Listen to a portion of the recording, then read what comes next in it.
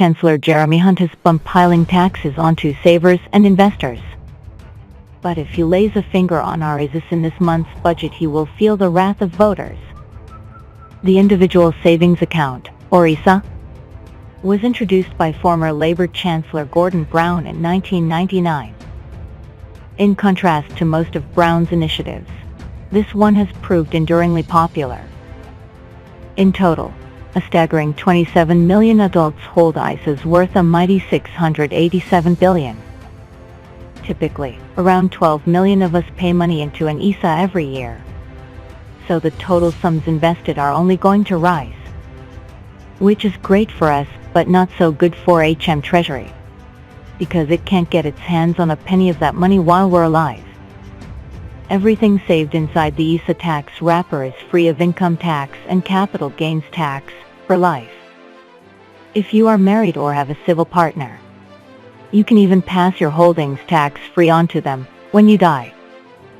Only when they die will the money finally become liable to inheritance tax. Each year, UK adults can invest up to £20,000 in an ISA, plus another £9,000 in a junior ISA, on behalf of children and grandchildren. It's a brilliant tax break. Rather too brilliant, some think. At a time when Hunt is thrashing around for every possible penny in tax, our ISA savings make a juicy target. The Treasury has been treating our pensions as a cash cow for decades, beginning with Brown's notorious stealth tax grab in 1997, which has so far cost savings an estimated $200 billion. Subsequent chancellors have slashed back the pension's annual allowance and lifetime allowance. Pensions tax relief is constantly under threat. So far, ISAs have escaped. That could soon change.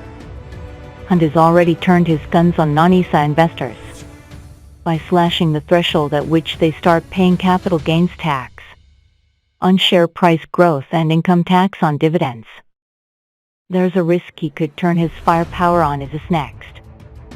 I've been urging savers to make the most of their ISA tax-free allowance this year, ahead of Hunt's capital gains tax and dividend tax raid. Now there is another reason to max out your ISA allowance if you can, because it's likely to come under assault in the years ahead.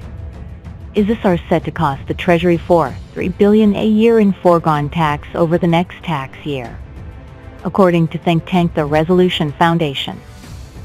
It has urged Hunt to cap the total people can save in an ISA at £100,000. Calculating this will net the government $1 billion a year in extra tax. ISAs favor the wealthy, but letting them build large sums free of HMRC interference, it argues. The money saved by taxing them could be used to help families who have little or no savings. More than 1.5 million Brits have £100,000 or more saved in ISAs. They're now a ripe target and could be punished for doing the right thing by saving for their future. This isn't the first think tank to attack ISAs. 2 years ago, the Social Market Foundation complained that ISAs mostly benefit older, richer savers. It said the government should support younger, lower-income workers instead, in the cause of intergenerational fairness. There's a worrying pattern developing here. ISAs now stand accused of two crimes: favoring the rich over the poor, and the elderly over the young.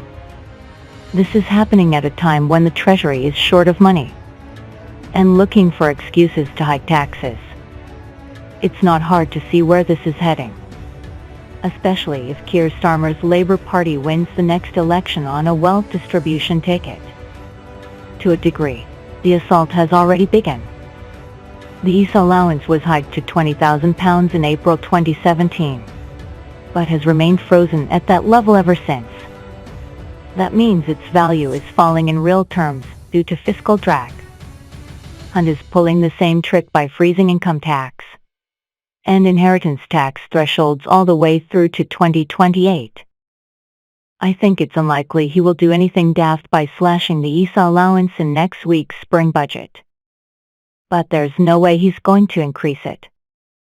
I reckon it'll be frozen for years, with a possible cut if Labour get in. Either way, the message is clear. As the annual ESA deadline of midnight on April 5 looms, it's more important than ever to use it or lose it.